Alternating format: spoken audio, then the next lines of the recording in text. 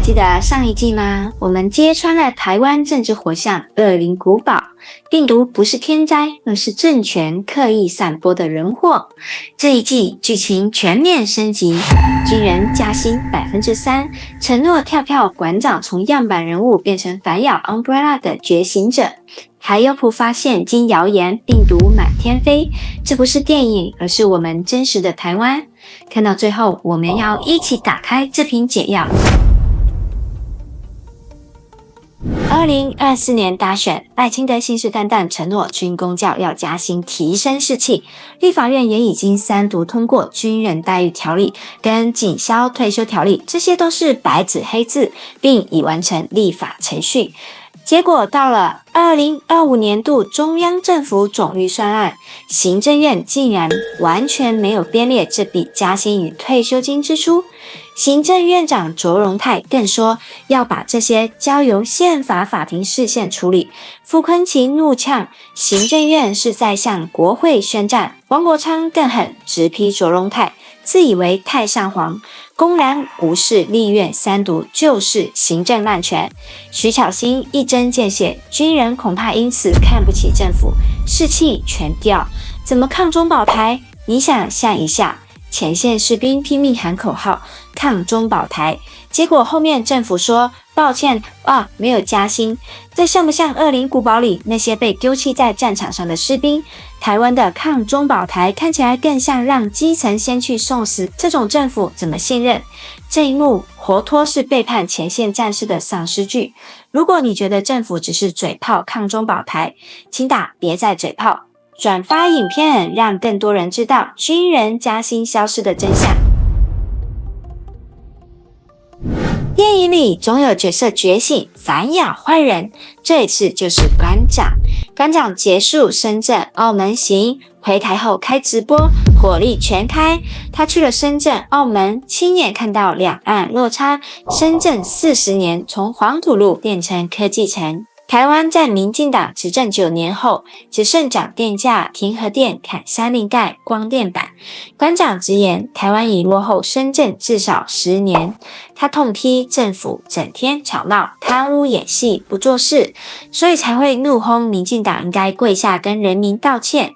还提到抖音账号被封锁，这不就像 Umbrella 用红后自毁程式，把不听话的人直接消音？别忘了，早在2023年7月，馆长就和黄国昌在台道举办公平正义救台湾大集会，痛批司法改革跳票，权贵照样关说居住正义破灭，年轻人买不起房子，打诈国家队失败，变成国家级诈骗。是不是像恶灵古堡里原本被 Umbrella 操控的武器觉醒反击，把影片转出去，让更多人知道馆长这次为什么爆气？大家还记得上一季我们说过的发1万元吗？理论上只需要2350亿，政府却硬生生编了5900亿。多搜刮的民脂民膏3600亿，是能真正增加人民福祉？新病毒又来了，现在假消息更夸张了。网络疯传新北市要发现金4.6万，结果市长侯友宜立刻澄清，完全是假的，呼吁不要被混淆视听。台中、桃园也被卷进去，市政府严正辟谣，还报警处理。这就是资讯病毒，恶意在哪里？真的只是单纯的谣言吗？你仔细想，为什么每次都是跟普发现金有关？为什么总是在投票前后民生最痛苦的时候突然冒出来？为什么总是挑在蓝营执政线被传？这根本就是一种政治病毒。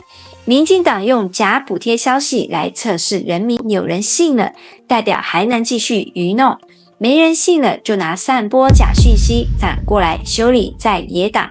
在恶灵古堡里 Umbrella 散播假解药，让人误以为有救，结果只是新的陷阱，喂你一口糖，再把你推进实验室。这不是施政，这是羞辱人民，这不是治理，而是操控。帮我把影片转出去，让大家知道这种恶意谣言不是单纯假消息，而是民进党的政治手段。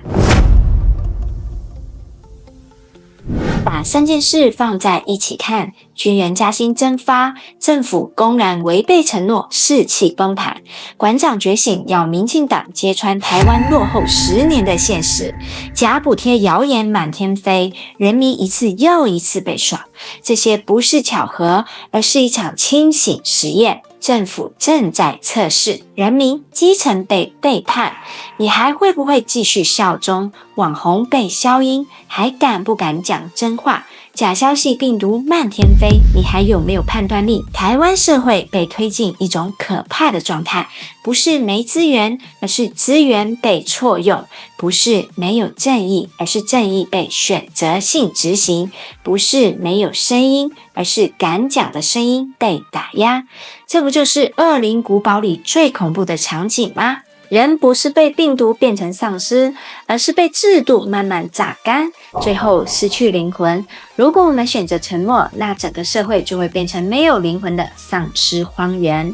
恶灵古堡最恐怖的不是丧尸，而是背后操控一切的 Umbrella 黑手。今天台湾最恐怖的也不是对岸，而是这个把法律当儿戏，把人民当作实验品的政权。今天是823，我相信今天人民一定狠狠地咬赖清德一口。我不知道最后的投票结果，但我看见了很多人已经清醒，选择站出来，用选票守护未来。这不是一场单纯的投票，而是一场人民与政权之间的对话。满街满巷的人们都已经清醒，他们没有再沉默，他们用选票上海，我们要真相，不要谎言；我们要电力，不要黑箱。历史都会记住今天，不管开票结果如何，台湾已经写下了人民觉醒的序章。你觉得普发现金谣言是因民进党恶意操控修理在野党，还是只是行为惯性的造谣？请留言告诉我你的想法。恶灵古堡，病毒会毁灭人类，民进党的谎言正在毁灭台湾。如果你也喜欢这个恶灵古堡系列，请记得订阅、点赞、分享、留言，我要续集，我会带你看到更多爆点。